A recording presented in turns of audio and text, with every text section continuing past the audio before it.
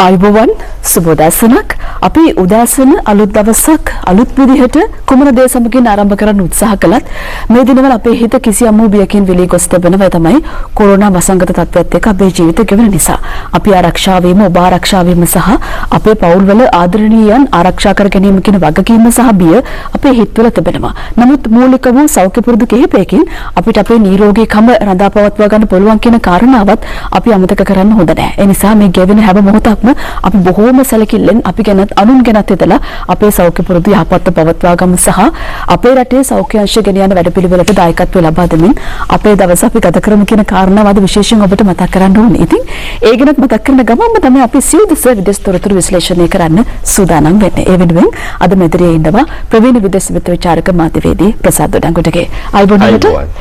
ඉතින් එහෙනම් දවසේ තොරතුරු පෙළ ගැස්මත් නරඹලාම අපි තොරතුරු එකින් එක කතා කරමු. අපි ආරම්භයේදීම මතක් කළෙත් කොරෝනා වසංගත තත්ත්වය පිළිබඳව. දැන් මතක් කරන්නේ කොරෝනා ගෝලීය වසංගත තත්ත්වය පිළිබඳව. මේ දිනවල අපිට වැඩි වශයෙන් අහන්න තිබෙන තොරතුරු මොනවාද? එක් කාරණාවක් තමයි මේ වෛරසයේ නව ප්‍රභේද හඳුනා ගැනීම කියන කාරණාව. අනෙක් කාරණාව තමයි ලෝකයේ පුරා එන්නත් කරණය ක්‍රියාත්මක වන්නේ කොහොමද?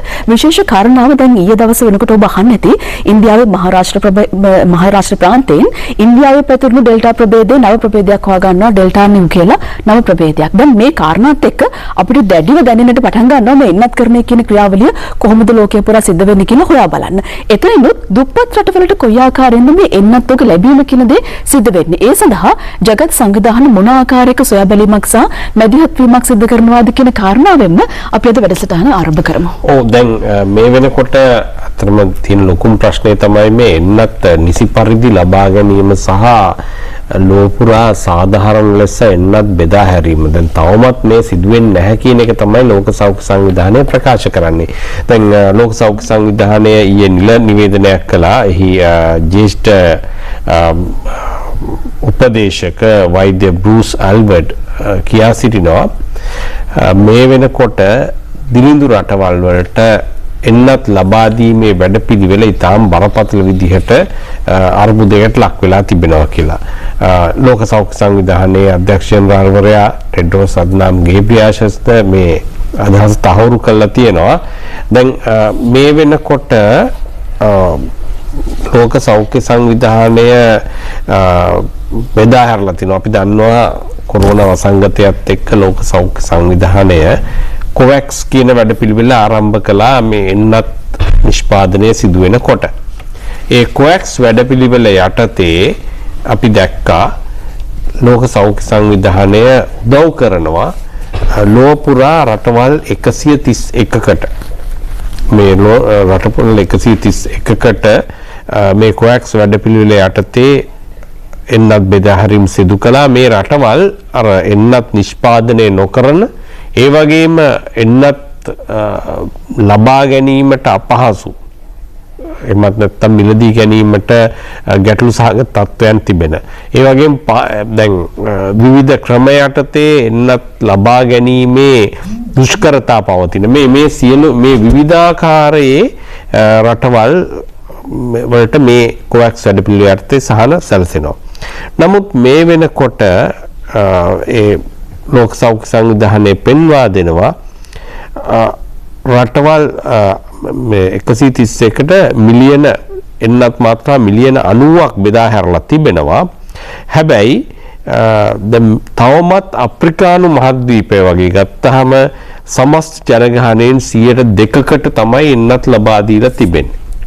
දැන් මිලියන කියන්නේ අප්‍රිකාවට දැන්ට දිලිඳු රටවල් සියල්ලටම ලබා දීලා තියෙන අප්‍රිකාවට එන්නත් මාත්‍රා මිලියන 40ක් පමණයි. මේක ඊටාම අඩු මට්ටමේ වැඩපිළිවෙලක්.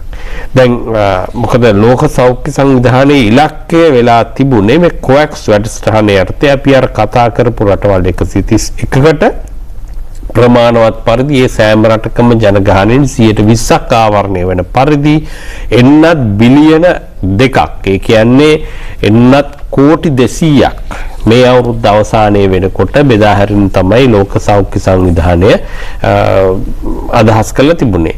නමුත් මේ දක්වා බෙදා හරින්න හැකි වෙලා තිබෙන්නේ එන්නත් මිලියන 90ක් පමණයි. රටවල් 131කටම. එතකොට දැන් පැහැදිලි මේ වසර අවසානයේට පෙර ලෝක සෞඛ්‍ය සංවිධානයේ බලාපොරොත්තු වෙන ආකාරයේ සාර්ථකත්වයක් ලබා ගැනීමට නොහැකි වෙන බව. මේ තත්ත්වයට හේතු වෙලා තිබෙන්නේ ඇයි? ප්‍රධාන වශයෙන්ම මේ තත්ත්වයට මූලික වෙලා තිබෙන්නේ එන්නත් නිෂ්පාදනයේ තියෙන ගැටලුව. දැන් අපි දන්නවා ශ්‍රී ලංකාවේ අපිත් ඒ තත්ත්වයට මුහුණ පෑවනේ. ඇස්ට්‍රාසෙනෙකා එන්නත භාවිත කිරීමේදී පළමු මාත්‍රාව ලබා දුන්නට පස්සේ ලෝකෙ තුල මේ ඇස්ට්‍රාසෙනෙකා සැපයීමේ විශාල ගැටලුවක් ඇති වුණා. ඉන්දියාවේ ඇතිවෙච්ච ප්‍රශ්න, ඒ වගේම යුරෝපයේ ඇතිවෙච්ච මේ නඩු හබ සහ ඔය ඇස්ට්‍රාසෙනෙකා ආයතනයේ ප්‍රමාණවත් ලෙස එන්නත් නිෂ්පාදනය නොකිරීම, ඔවුන්ගේ ඊට ඒ සඳහා ඔවුන්ට හැකියාවක් නොමැතිකම, මේ වගේ ගැටලු ගණනාවක් මත අවසානයේදී අපිටත් ඇස්ට්‍රාසෙනෙකා එන්නත පිළිබඳ ප්‍රශ්නයක් මතුවුණා. ඒ කියන්නේ පළමු මාත්‍රාව ලබාගත් පුද්ගලයන්ට ඇතැම් පිරිසකට දෙවෙනි මාත්‍රාව ලබා ගැනීමට නොහැකි තත්ත්වයක් උදා වුණා.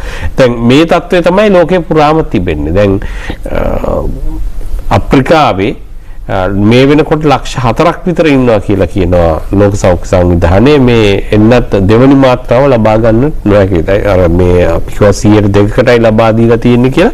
ඒ 2%නුත් තව පිරිසකට මේ දෙවනි මාත්‍රාව ලබා ගැනීම ප්‍රශ්නයක් වෙලා තියෙනවා. මුලින්ම මේ ඇස්ට්‍රාසෙනෙකා එන්න තමයි වැඩිපුර ලෝකෙ පුරා බෙදා හැරි. කොවැක්ස් වැඩසටහන යටතේත් මූලික වශයෙන් ඇස්ට්‍රාසෙනෙකා එන්නත බෙදා හැරි.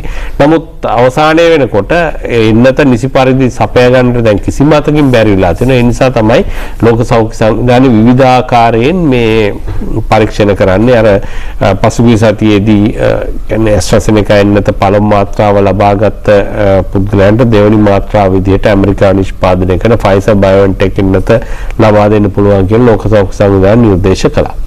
ඉතින් දැන් මේ තත්ත්වය පවතින්නේ ඔය බ්‍රසීලයේ වගේ රටවල අපි දකිනවා මේ ඊයේ බ්‍රසීලයේ මරණ සංඛ්‍යාව ලක්ෂ 5 ඉක්මවා ගියා. ඇමරිකාවට පමණයි දෙවෙනි වෙන්නේ. ඉතින් ඒ අනුව බැලුවහම මේ තවමත් දැන් කොරෝනා තර්ජනය එන්නේ අලුත් වෙනවා. අපි කතා කරනවා ඉන්දියා ඩෙල්ටා ප්‍රභේදය පිළිබඳව.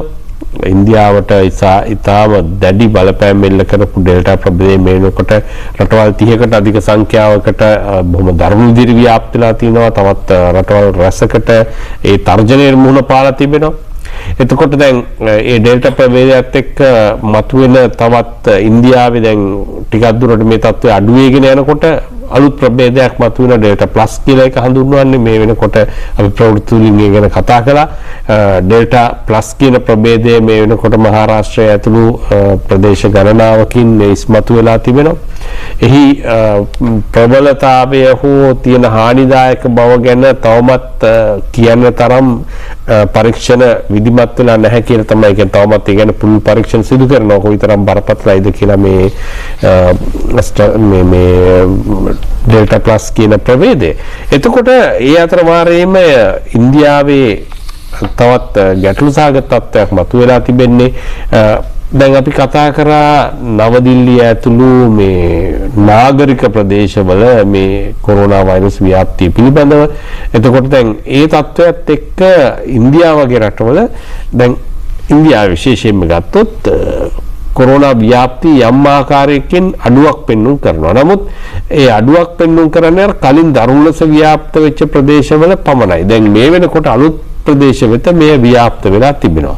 මේ අපි දකින්නේ බ්‍රසීලයට එන්නත් ලැබිච්ච අවස්ථාව. බ්‍රසීලයේ තියෙන ලොකුම ගැටලුව තමයි අර රජය තුල තිබෙන ඒකාග්‍රතාවයේ පිළිබඳ ප්‍රශ්නේ. ඒ කියන්නේ ජනාධිපතිවරයා සහ මේ රජයත් ඒ වගේම ප්‍රාන්ත ආණ්ඩුත් අතර තියෙන ගැටුම ඊටාම බරපතල විදිහේ අර්බුද රසක් නිර්මාණය කරලා තිබෙනවා. ඒ රට මරණ සංඛ්‍යාවත් ඉහළ ගිහිල්ලා. ඔව් අපි කතා කරා මේ මරණ සංඛ්‍යාව 5 ලක්ෂයේ සීමාව ඉක්මවා යාම වගේ දේවල්. එතකොට දැන් ලෝක පුරාම මේ තියෙනවා මේ එන්නත්කරණය සම්බන්ධයෙන් සහ කොරෝනාව නිසා ඇතිවන විෂමතා පිළිබඳව විශාල ජනතා අප්‍රසාදයක් පවතිනවා. මොකද මේ වෙනකොට සංවර්ධිත රටවල් පමණක් මේ එන්නත් ගොඩගසා ගැනීම සහ ඔවුන්ටත් අතරම දැන් ප්‍රශ්න වෙලා තියෙන බ්‍රිතාන්‍යය අපි ගත්තොත් මූලික වශයෙන්ම එන්නත් කරන ඉතාම සාර්ථකව කළා. හැබැයි ඔවුන් අද වෙනකොට අර ඩෙල්ටා ප්‍රභේදය නිසා ඩෙල්ටා වෛරස් ප්‍රභේදය බ්‍රිතාන්‍ය තුල ව්‍යාප්ත වීම නිසා ඊටම බරපතල විදිහට මේ තර්ජනයට ලක් වෙලා තිබෙනවා. දැන් ඒ අතර වාරයේම තමයි මම අර කතා කරමින් ඉන්දියාව ගැන. ඉන්දියාවේ අර නගර වලින් රෝගය අඩු වෙද්දී දුර බැහැර ප්‍රදේශ වෙත යොමු වෙලා තිබෙනවා. වඩාත්ම කනගාටුදායක තත්ත්වය තමයි ඔය අපි කතා කරන උතුරු දිග ඉන්දියාවේ සහ ඊසාන දිග ප්‍රදේශයේ තියෙන බෞද්ධ නගර වෙත, ඒ කියන්නේ බෞද්ධ විහාරාරාම හුඟක් තියෙන මේ ප්‍රදේශවල මේ වෙනකොට කොරෝනාව පැතිරීමේ වැඩි තත්ත්වයක් පෙන්වන්න කරනවා කියලා BBC වාර්තා කරනවා.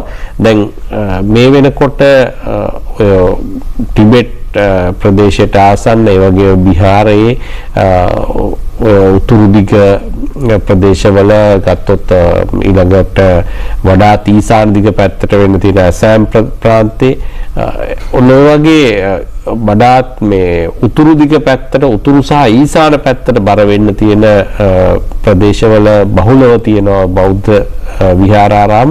ඒවායේ කොරෝනා පැතිර යාමේ වේගය මේ වෙනකොට වැඩි වෙලා තියෙනවා කියලා මේ ඉන්දිය බලධාරීන් සෞඛ්‍ය බලධාරීන්ගේ ප්‍රකාශ උපුටා දක්වමින් BBC ලෝක සේවය සඳහන් කරලා තිබෙනවා.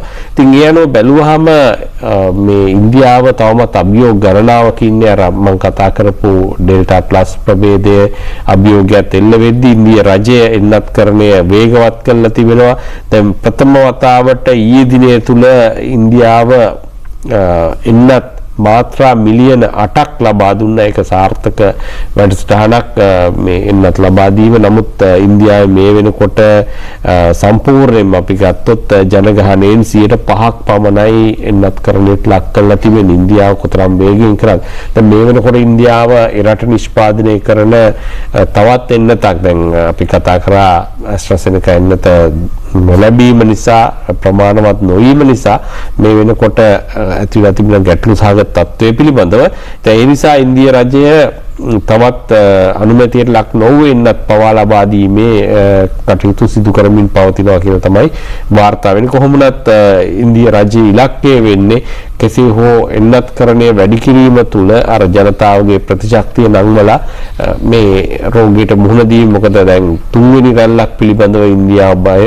බියපත්ව සිටිනවා. ඒ වගේම ඔය ඩෙල්ටා ප්ලස් ප්‍රභේදයේ බලපෑම මොනතරම් දරුණු වේද කියන බයක් පවතිනවා. ඒ වගේම කොරෝනාවත් එක්කෙන කළුපුස් බ්ලැක් ෆංගස් කියන මේ රෝග තත්ත්වය මේ වෙනකොට ජනතාව අතර පැතිරලා තියෙන ලොකු අභියෝග ගණනාවක් ඉන්දියාවේ ඉන්නවා. ඒ යනුවත් එක්ක දැන් මේ ඔය දුර බැහැර ප්‍රදේශවල පහසුකම් අඩු ප්‍රදේශවලට අපි දන්නවා බිහාරය ඔය අපි කතා කරන බෞද්ධ විහාරස්ථාන බහුල ප්‍රදේශවල ඊටාම අඩු පහසුකම් තියෙන දිනුදු ජනතාව වැඩි. ඉතින් ඒ නිසා ඔවුන්ට මුහුණ දෙන්න තියෙන තර්ජනය එන්න ඉහළ යනවා. මේ දැන් ඉන්දියාවේ කොරෝනා තත්ත්වය අඩු වුණත් අර ගම්මානවලට ඒ වගේම දුර බැහැර පළාත් වලට මේක ව්‍යාප්ත වීම තුළ ඒ රෝගීට මුහුණ දෙන්න තියෙන අඩු පහසුකම් තත්ත්වයක් එක්ක සැලකිල්ලට ගනිමින් තවමත් මේ අර්බුදය අවසන් නැහැ කියලා තමයි අපිට කතා කරන්න වෙන්නේ. දැන් අප එන්නත්කරණය සම්බන්ධයෙන් කතා කරද්දීම ඔබ අදහස් දැක්වීමක් කළා අප්‍රිකාව වගේ රටවල ජනගහනයට සාපේක්ෂව ඉතාම අඩු ප්‍රතිශතයකට තමයි එන්නත්කරණය ක්‍රියාත්මක වෙලා තියෙන්නේ කියලා. ඇත්තටම සැබෑ ලෙසම දකුණු අප්‍රිකාව වගේ රටවලට මේ වෙනකොට අවධානය යොමු වෙලා තිබෙනවද? ඔව් ඇත්තටම දැන් ඔබ සඳහන් කරපු කාරණේ දැන් මුලින්ම කතා කරා මේ එන්නත්කරණය සම්බන්ධයෙන් නැති වෙලා තිබෙන ගැටලු සහගත තත්ත්ව විශේෂයෙන්ම එන්නත් ලබා දීම ප්‍රමාණවත් නොවීම. මේ නිසා අප්‍රිකානු කලාපයේ විශේෂයෙන්ම මේ අප්‍රිකාව ගැන අවධානය යොමු කරන්නේ මොකද තවමත් තරමක් අඩුවෙන් අප්‍රිකාව බලපෑමට ලක් වෙලා තිබෙන්නේ. අර භූමියේ තියෙන විෂමතාවය දුර බැහැර පිහිටීම ඒ වගේම අනෙක් කලාප වගේ ලෝකයේ සමග පුළුල් මට්ටමින් සම්බන්ධ වී නොතිබීම මේ වගේ කරුණු කාරණා නිසා රෝග ව්‍යාප්තියේ අනිත් ලෝකයේ අනිත් ප්‍රදේශවලට සාපේක්ෂව අඩුවක් පෙන්වුම් කරනවා. නමුත් බරපතලම ඛේදවාචකය සිදුවීමට ඉඩකඩ තිබෙන්නේ අප්‍රිකාවේ. ඒ නිසා තමයි ලෝක සෞඛ්‍ය සංවිධානයත් අප්‍රිකානු නායකයනුත් මේ සම්බන්ධව ලොකු අවධානයක් යොමු කළා තියෙනවා. මොකද අප්‍රිකාවේ පහසුකම් අඩුයි. ඒ වගේම ඉතා දුෂ්කර භූමි තත්ත්වයන් තියෙන්නේ. සාහන සේවා ක්‍රියාත්මක කිරීම ලොකු අභියෝගයක්. ඒ නිසා අප්‍රිකාව මේ කොරෝනා වසංගත තත්ත්වයේ උපරිම තලයට આવොත් ඉතාම බරපතල විදිහට ජීවිත හානි වැඩි වීම ඒ වගේම ලොකු අපේක්ෂා කළ නොහැකි මට්ටමේ සෞඛ්‍ය මේ ව්‍යසනයක් සිදුවීමේ අවධානමක් පවතින. ඒ නිසා තමයි අප්‍රිකාව ගැන ලොකු අවධානයක් යොමු කරලා ලෝක සෞඛ්‍ය සංවිධානය මේ එන්නත් කරන වැඩපිළිවෙල අප්‍රිකාව තුල කියන්නේ අප්‍රිකාව තුලම එන්නත් නිෂ්පාදනය කළ බෙදා හැරීම වැඩපිළිවෙලක් ආරම්භ කරලා තියෙනවා. ඒ අනුව අප්‍රිකානු කලාපයේ තිබෙන වඩාත්ම සංවර්ධිත රාජ්‍ය වන දකුණු අප්‍රිකාවට ලබා දීලා තිබෙනවා මේ එන්නත් නිෂ්පාදනය කිරීමේ මූලික කේන්ද්‍රස්ථානයක් විදිහට එමත් නැත්නම් තාක්ෂණික එන්නත් නිෂ්පාදන තාක්ෂණික කේන්ද්‍රය විදිහට ඒක හඳුන්වන ටෙක් ට්‍රාන්ස් හබ් එක විදිහට මේ අප්‍රිකානු කලාපය සඳහා දකුණු අප්‍රිකාව නම් කළා. දකුණු අප්‍රිකාවේ මොකද ඊට හේතුව තමයි අනිත් රටවලට වඩා දකුණු අප්‍රිකාව තුළ පහසුකම් තියෙනවා. ඉතින් මේ පහසුකම් ලබාගෙන ලෝක සෞඛ්‍ය සංවිධානයේ සහාය ඇතිව මේ එන්නත් කරන වැඩපිළිවෙල අප්‍රිකාව තුලම සිදු කිරීම ඒ අතරේ mRNA වැක්සින්ස් කියලා හඳුන්වන මොඩර්නා සහ ෆයිසර් බයෝඑන්ටෙක් කියන එන්නත් දෙක අප්‍රිකාවේ නිෂ්පාදනය කිරීම මේ වෙනකොට ඒ කටයුතු සිදුවීමින් පවතිනවා කියලා තමයි වාර්තා වෙන්නේ. දකුණු අප්‍රිකානු ජනාධිපති සිරිල් රාමපෝසාත් මේ දකින්නේ ඔහු සඳහන් කරනවා මේ වෙනකොට ලොකු අර්බුදකාරී තත්ත්වයක් තියෙනවා අප්‍රිකාව තුළ මේ එන්නත් කරන්නේ සම්බන්ධයෙන්. ඒ නිසා මේ ලෝක සෞඛ්‍ය සංවිධානයේ දකුණු අප්‍රිකාවේ එන්නත් කේන්ද්‍රයක් නිර්මාණය කළ ඒක අප්‍රිකාවටම පහසුකම් සැලසීමේ වැඩපිළිවෙලක් බවට පත් කිරීම ඉතාම සාධනීය කටයුත්තක් විදිහට තමයි සලකනු ලබන්නේ. කොරෝනා වසංගත ව්‍යාප්තියේ දරුණුතම වසංගත කාලය මැද්දේ ඉරානයේ ජනාධිපතිවරණය පැවැත්වුණා. දැන් නව ජනාධිපතිවරයා විදිහට ඉබ්‍රාහිම් රයිසි පත්වන එතුමා හිටපු අගවිනිසුරුවරයෙක් ආගමික නායකයෙක් 62%ක ඡන්ද ප්‍රතිශතයක් එක්ක එතුමා නව ජනාධිපතිවරයා විදිහට පත් වෙනවා. නමුත් එතුමා මැතිවරණයට ඉදිරිපත් වුණු කාලයේ සිට විවිධාකාරයේ චෝදනා සමගින් අභියෝග එල්ලුණා. දැන් අපි බලමු වර්තමාන වෙනකොට එතුමා කොහොමද නව ජනාධිපතිවරයා විදිහට රටේ වැඩ කටයුතු සිදු කරගෙන යන්නේ සහ එතුමාට තියෙන අභියෝග. ඉබ්‍රාහිම් රයිසි ඊයේ මුල් වතාවට ජනතාව අමතමින් තමන්ට තියෙන අභියෝග සහ ඒ වගේම තමන්ගේ ඉදිරි වැඩපිළිවෙල ගැන පැහැදිලි කිරීමක් කරා. මොකද මේ ප්‍රකාශය කරන්නට පෙර ආතුව ඉඳලම සංජීවනි කිව්වා වගේ ලොකු අභියෝග වලට අන්තර්ජාතික වශයෙන් ඔහුගේ ප්‍රතිරූපයට විශාල ප්‍රහාරයක් එල්ල වෙමින් තිබුණා. දැඩි මතධාරියෙක් ඒ වගේම ඔහු විනිසුරුවරයෙක් ලෙස කටයුතු කරා. ඔහුගේ පාලන සමය තුල ඒ අධිකරණ සේවා කාලය තුල වාර්තා වුණා මරණීය දඬුවම් විශාල ප්‍රමාණයක් මේ ඔහුගේ තීරණයේ යටතේ ලබා දීලා තියෙනවා කියලා. ඒ නිසා මේ බොහෝ ඉරාන විරෝධී රටවල් සඳහන් කළේ වදකෙක් එහෙමත් නැත්නම් මේ අලුගෝසුවෙකු බලයට පත් වුණා කියන චෝදනාව තමයි ඉබ්‍රාහිම් රයිසිට එල්ල කරේ. ඔහු ඒකට උත්තරයක් ලබා දුන්නා ඊයේ.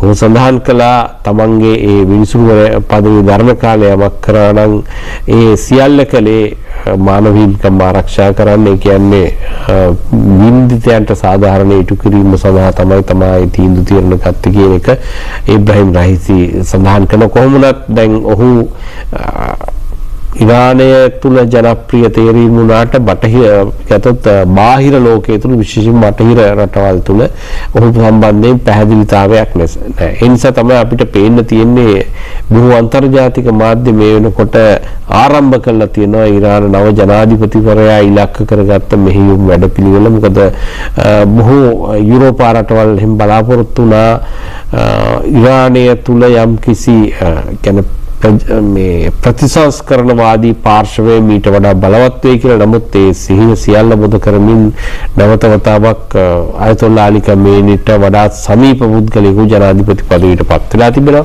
ඉතින් මේ අනුව බැලුවහම ඉරානය නැවතත් අභියෝගයක ඉන්නවා මේ නව ජනාධිපතිවරයා පත්වීම සහ ඒ සම්බන්ධ අන්තර්ජාතික සම්බන්ධතා කළබලකරණය කර ගැනීම සම්බන්ධයෙන්.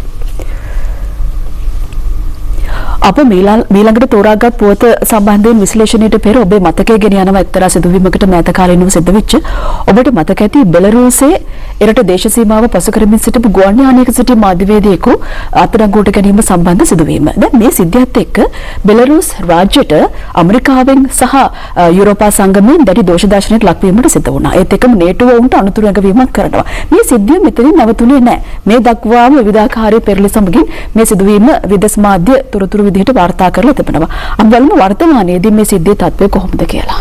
අපි කතා කරා මේ බෙලරුස් රාජ්‍ය මුහුණුවිලා තියෙන අභියෝගය පිළිබඳව. මොකද බෙලරුස් රාජ්‍ය තැලිලා ඉන්නේ දෙපැත්තෙන් හිර වෙලා ඉන්නේ රුසියාවටත් ඒ වගේම යුරෝපයටත්.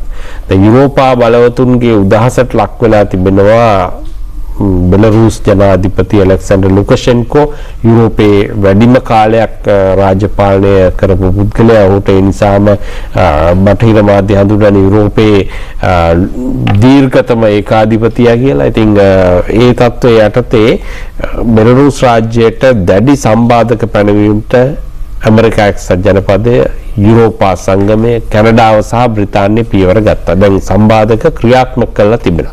දැන් මේ ක්‍රියාත්මක කිරීම සිද්ධ වෙන්නේ අර අපි කතා කරපු විපක්ෂ ක්‍රියාකාරීකු රැකත් ගුවන් යානය නැවතත් කියන්නේ වෙනත් ගුවන් ගමනක ග්‍රීසියේ ඉඳලා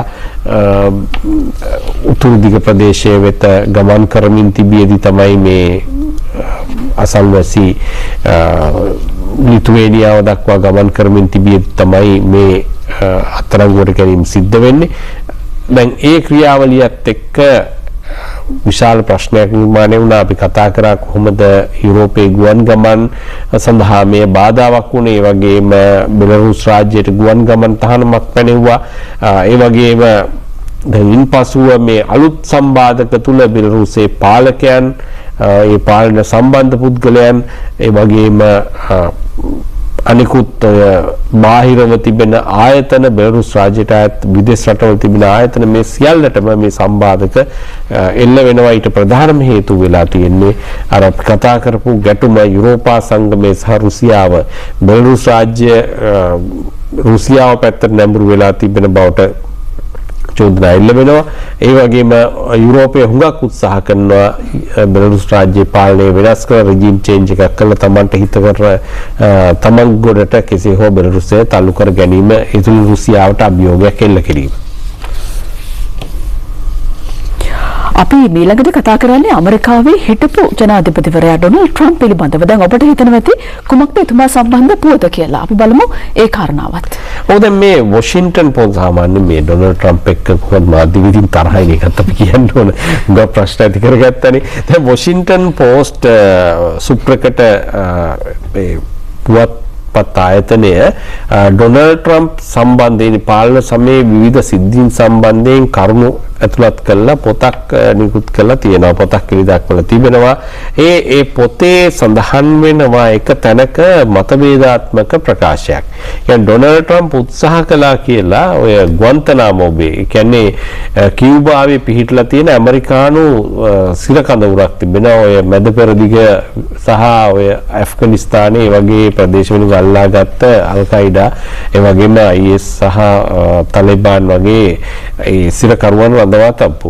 ඉතින් මේ ප්‍රදේශයේම දැන් ඇමරිකාවේ කොරෝනාව ඉතාම දරුණු ලෙස පැතිරලා ඇද්දි ඩොනල්ඩ් ට්‍රම්ප් බලධාරීන් විමසුවා කියලා මේ ගුවන්තනාමෝ බේ කඳවුර අර මේ මධ්‍යපැරදිග සිරකඳවුරන් සිටියදීම කොරෝනා රෝගීන්ට ප්‍රතිකාර කිරීමේ සහ ඔවුන් රඳවා තැබීමේ මධ්‍යස්ථානයක් ලෙස භාවිත කරන්න බැරිද කියලා. ඉතින් මේක මතභේදාත්මක ප්‍රකාශයක් විදිහට, මොකද එක් පැත්තකින් ඒ තුල ඇඟ වෙනවා අර හිටපු රැඳවියන්ට උමනාවෙන්ම කොරෝනා බෝ කරන්න ට්‍රම්ප් උත්සාහ කරා කියලා.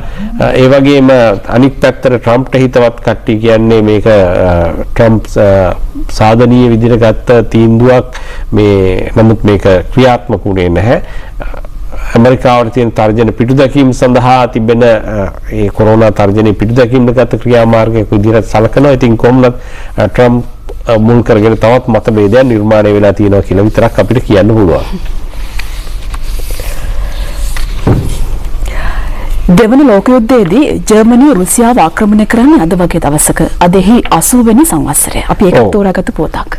දෙවන ලෝක යුද්ධයේ අවසන් වීමේ සහ ඒ වගේම දෙවන ලෝක යුද්ධයේ ඊටාම බිහිසුණු ඒ වගේම වැඩිම මිනිස් ජීවිත සංඛ්‍යාවක් විනාශ කරපු යුද්ධයේ ආරම්භය තමයි අද සන්තුවන් කරන්නේ. මානව ඉතිහාසයේ විශාල විනාශකාරී ව්‍යසනකාරී තත්වයක් නිර්මාණය කරපු දවසක් විදිහට තමයි සැලකෙන්නේ. මොකද හිට්ලර්ගේ නාසිජම් ඒ ජර්මන් හමුදාව අවසානයේදී ඒ භූමියේ ගොදුරක් බවට පත් වෙනවා. අධික සීතල ඒ වගේම දීර්ඝ කාලයක් එක දිගට රට තුළට ගමන් කිරීම නිසා ඔවුන්ගේ සැපයුම් වඩාල වීම මේ වගේ දේවල් නිසා ජර්මන් හමුදාව විනාශයට පත් වෙනවා. 4,80,000ක් පමණ ජර්මානු සෙබළුන් මිය යනවා රුසියාවේදී. ඒ අනුව තමයි හිට්ලර්ගේ ඒ පිරිස් බලය නොමැතිවීම සහ ඒ වගේම ආයුධ බලය අඩුවීම නිසා නැගෙනහිර පෙරමුණ වැටීමත් එක්ක තමයි හිට්ලර්ගේ අවසානයේ උදා වෙන්නේ. අන්තිමේදී හිට්ලර් දිවිනසා ගන්නවා 1945 අප්‍රේල් 30 වෙනිදා. එයින් තමයි යුද්ධය අවසන් වෙන්නේ. හැබැයි එතකොට බර්ලිනයට කඩා වදින්නේ ඔය හිට්ලර් පරාජය කරන්න යට කරන්න උත්සාහ කරපු සෝවියට් රතු හමුදාවම තමයි අවසානයේ හිට්ලර්ගේ අවසානය සන්තුහන් කරමින් බර්ලිනට කඩා වදින්නේ. ඒ කියන්නේ මිත්‍ර පාක්ෂික ඇමරිකානු හා බ්‍රිතාන්‍ය හමුදා පැමිණීමට පෙර ආතුව වුන් ජර්මනිය ආක්‍රමණය කළා. වෙනද වගේම සුපුරුදු විදිහට අදත් ඔබේ දැනුවත් භාවයට ඉතාම වැදගත් කාරණා අපිට කතා කරන්න පුළුවන් වුණා මේ අඩහුරාවකට ආසන්න කාලය තුලදී. ඉතින් හෙටත් සුපුරුදු විදිහට පුරුදු වෙලාවට ඔබ හමු වෙන බලාපොරොත්තු වෙමින් අදට වැඩසටහනින් සමගන්නයි මේ සූදානම. අද මේ වටිනා උතුරු විශ්ලේෂණයට එකතු වුණේ ප්‍රවීණ විදේශ විචාරක මාධ්‍යවේදී ප්‍රසාද් දොඩංගොඩගේ. අයිබෝන් ඔබට. ඔහුට ගෞරවයෙන් සමුදෙමින් අපි වැඩසටහනින් සමගන්නව හැමෝටම ප්‍රාර්ථනා කරනවා නිරෝගීමත් වාසනාවන්ත සුබ දවසක්.